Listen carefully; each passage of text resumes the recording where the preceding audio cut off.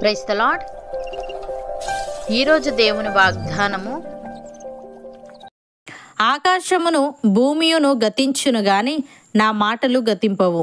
Mark సువార్త 13వ అధ్యాయము 31వ వచనము.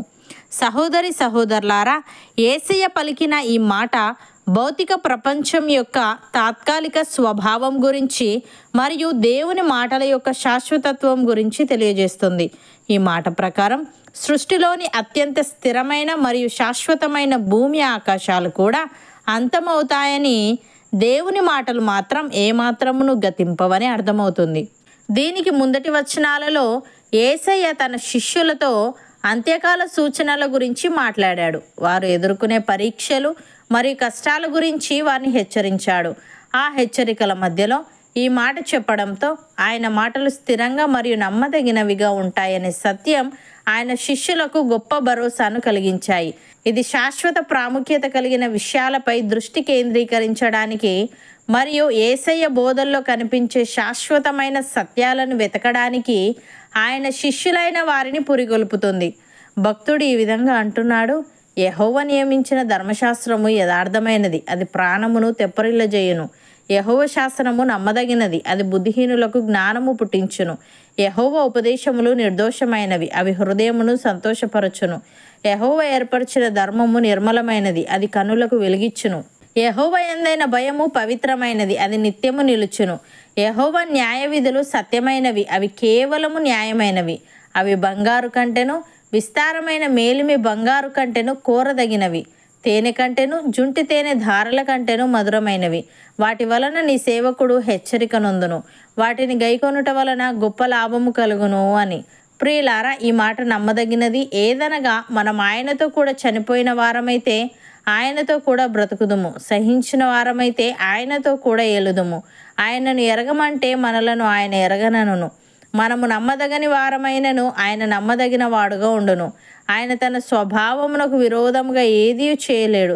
అపోస్తలుడైన పౌలు తీతుకు వ్రాస్తూ ఈ విధంగా అంటున్నాడు: దేవుడు ఏర్పరచుకొనిన వారి విశ్వాసము నిమిత్తమును నిత్య జీవమును గూర్చిన నిరీక్షణతో కూడిన భక్తికి ఆధారముగు సత్య విషయమైన అనుభవ జ్ఞానము నిమిత్తమును దేవుని దాసుడును యేసుక్రీస్తు అపోస్తలుడునైన పౌలు మనందరి విశ్వాస విషయములో నా నిజమైన కుమారుడగు తీతుకు శుభమని చెప్పి వ్రాయినది. ఆ నిత్య జీవమును అబద్ధమాడనేరని దేవుడు అనాది కాలమందే వాగ్దానము చేశాను గాని, ఇప్పుడు మన రక్షకుడైన దేవుని ఆజ్ఞ ప్రకారము నాకు అప్పగింపబడిన సువార్త ప్రకటన వలన తన వాక్యమును యుక్త కాలముల యందు బయలుపరచెను. తండ్రి అయిన దేవుని నుండి, మన రక్షకుడైన క్రీస్తు యేసు నుండి కృపయు కనికరమును సమాధానమును నీకు కలుగునుగాక అని. సహోదరి సహోదరులారా, ఒక సంగతి మర్చిపోకుడి. ఏమనగా ప్రభువు దృష్టికి ఒక దినము 1000 సంవత్సరముల వలెను, 1000 సంవత్సరములు ఒక దినము వలెను ఉన్నవి. కొందరు ఆలస్యమని ఎంచుకొనున్నట్లు ప్రభు తన వాగ్దానమును గూర్చి ఆలస్యము చేయువాడు కాడు గాని, ఎవడునూ నశింపవలనని ఇచ్చయింపక అందరూ మారుమనస్సు పొందవలనని కోరుచు మీ ఎడల దీర్ఘశాంతము గలవాడై ఉన్నాడు.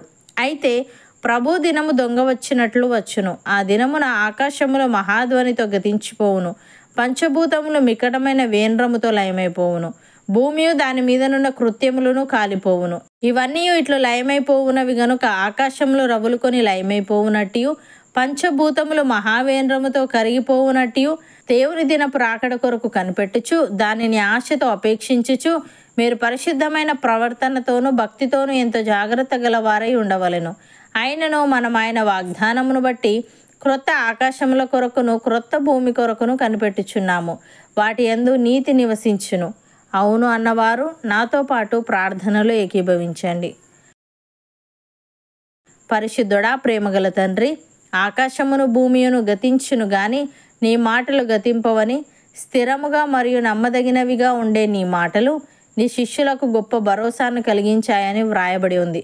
తండ్రి, నీకు స్తుతులు. దేవా, మేము నీ వాక్యాన్ని వెతుకుచు నీ ఉపదేశముపై లక్ష్యముంచుతూ నీ న్యాయ విధుల మీద నమ్మకం పెట్టుకునే వారంగా ఉండుటకు సహాయము దయచేయమని, కొందరు ఆలస్యమని ఎంచుకొనున్నట్లు నీవు నీ వాగ్దానమును గూర్చి ఆలస్యము చేయువాడవు కావు గాని, ఎవడునూ నశింపవలనని ఇచ్చయింపక అందరూ మారుమనస్సు పొందవలనని కోరుచు మా ఎడల దీర్ఘశాంతము గలవాడై ఉన్నావు గనుక మేము నీ దినపు రాకడ కొరకు కనిపెట్టుచు దానిని ఆశతో అపేక్షించుచు పరిశుద్ధమైన ప్రవర్తనతోనూ భక్తితోనూ ఎంతో జాగ్రత్త గలవారమై ఉండుటకు కృపచూపమని, క్రొత్త భూమి క్రొత్త ఆకాశముల కొరకు కనిపెట్టుకునే ఆత్మీయత మాలో ప్రతి ఒక్కరికి నీవే దయచేయమని యేసుక్రీస్తు నామమున ప్రార్థిస్తున్నాము తండ్రి. ఆమేన్.